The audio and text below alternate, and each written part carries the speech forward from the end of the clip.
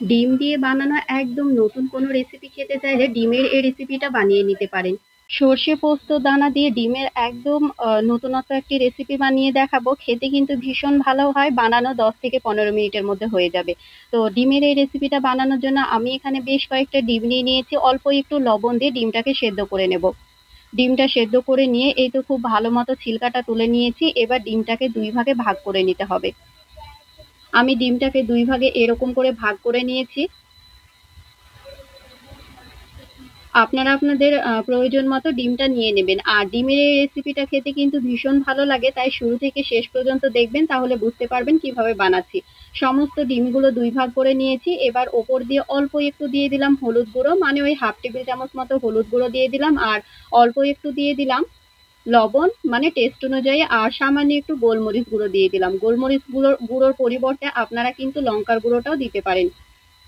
এবার ডিমের কুসুমের গায়ে কিন্তু খুব ভালো মতো মেখে নিয়ে এরকম আমি একটা ফ্রাই প্যান নিয়ে নিয়েছি। ফ্রাই প্যানে অল্প একটু সাদা, মানে সর্ষের তেল দিয়ে যেদিকে ডিমের কুসুমের অংশটা আছে সেই দিকে তেলের দিক দিয়ে খুব ভালো মতো করে ভেজে নিতে হবে।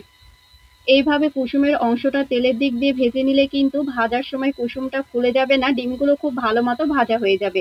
খুব মানে একটু কড়া করে ভেজে নেবেন সেটা না, অল্প একটু ভেজে নিলেই হয়ে যাবে। এবার আমি একটা মশলা বানিয়ে নেব, মানে যেহেতু সর্ষে পোস্ত দানা দিয়ে আমি ডিমের ভাপা বানাচ্ছি সেই কারণে আমার একটা মশলা লাগবে, সেই মশলাটা আমি রেডি করে নেব। একটা মিক্সিং জারের মধ্যে দিয়ে দিলাম 1 টেবিল চামচ পোস্ত দানা, 1 টেবিল চামচ সাদা সর্ষে, হাফ টেবিল চামচ কালো সর্ষে, আর দিয়ে দেবো 3 থেকে 4টে মতো, মানে ওই 4টে মতো কাঁচা লঙ্কা। ঝালটা আপনাদের পছন্দ মতো দেবেন, আমি 4টে কাঁচা লঙ্কা দিয়েছিলাম। আর একটার অর্ধেকটা দিয়েছিলাম পেঁয়াজ। এরকম পেঁয়াজ দিলে কিন্তু খেতে বেশ ভালো লাগে। অল্প একটু লবণ, মানে হাফ হাফ টেবিল চামচ লবণ দিয়েছিলাম। এবার অল্প জল দিয়ে খুব ভালো মতো করে পেস্ট করে নিতে হবে। খুব সুন্দর মতো পেস্ট করে নিব। ওইদিকে ওইটা আমার পেস্ট করা হয়ে গিয়েছে, আর এইদিকে কিন্তু ডিমগুলো খুব সুন্দর মতো করে ভেজে নেওয়া হয়ে গিয়েছে। খুব সুন্দর বলতে একদম যে লাল লাল করে ভেজে নিতে হবে সেটা নয়, এটা কিন্তু এমনি কাঁচা ডিমেরও করা যায়, তবে অল্প একটু ভেজে নিলে কিন্তু খেতে বেশি ভালো লাগে। তাই আমি একদম অল্প একটু ভেজে নিয়েছি, মানে 1 থেকে 2 মিনিট মতো ভেজে নিয়েছি গ্যাসের আঁচটা মিডিয়াম ফ্লেমে রেখে। দেখুন আমার কিন্তু ভেজে নেওয়া হয়ে গিয়েছে। এবার ডিমগুলো আমি এক এক করে তুলে নেব। ওই তো বললাম একদম লাল লাল করে ভেজে নেব না, অল্প একটু ভেজে নেব। এবার ডিমটাকে ভাপা বসানোর জন্য রেডি করে নেব। একটা টিফিন বাটি নিয়ে নিয়েছি। টিফিন বাটির মধ্যে সর্ষে পোস্ত যে পেস্টটা রেডি করেছিলাম সেটাই দিয়ে দিলাম। হাফ টেবিল চামচ দিয়ে দেবো জিরের গুঁড়ো, আর টেস্ট অনুযায়ী লবণ। লবণটা একটু ব্যালেন্স করে দেবেন, যেহেতু সব ক্ষেত্রে লবণটা ব্যবহার করা হচ্ছে।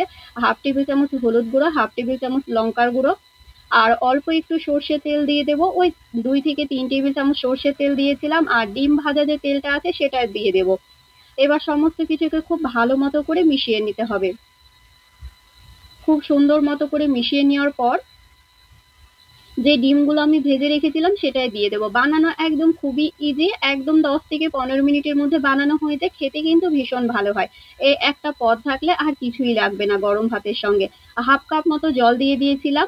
এবার ওপর দিয়ে দিয়ে দিলাম দুটো গোটা কাঁচা লঙ্কা। কাঁচা লঙ্কাটা আপনারা চাইলে চিড়েও দিতে পারেন, আমি গোটা দিয়েছিলাম।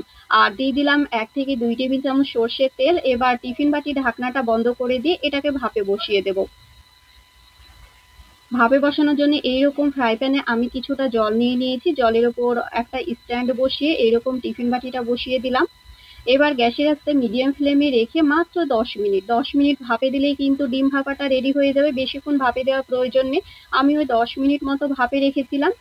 দেখুন 10 মিনিট পর জলটা অনেকটাই টেনে নিয়েছে, আর ডিমটাও কিন্তু রেডি হয়ে গিয়েছে। আমি এইরকমই অবস্থায় রেখে দেব পুরোপুরি ঠান্ডা না হওয়া পর্যন্ত। মানে টিফিন বাটিটা খোলার মতো যখন ঠান্ডা হয়ে আসবে এরপর কিন্তু খুলে নেব। আর অলরেডি কিন্তু ডিম ভাপা আমার হয়ে গিয়েছে, সঙ্গে সঙ্গে দেখানো হয়েছিল না। খাওয়ার পর মনে হলো আমি তো ক্যামেরা করিনি, মানে লাস্টটা দেখানো হয়নি, এর জন্য অল্প কয়েকটা বেঁচে ছিল। খেতে কিন্তু ভীষণ ভালো হয়েছিল। গরম ভাতের সঙ্গে এটা থাকলে আর কিছুই লাগবে না। রেসিপিটা কেমন লাগলো কমেন্ট করে জানাতে ভুলবেন না কিন্তু।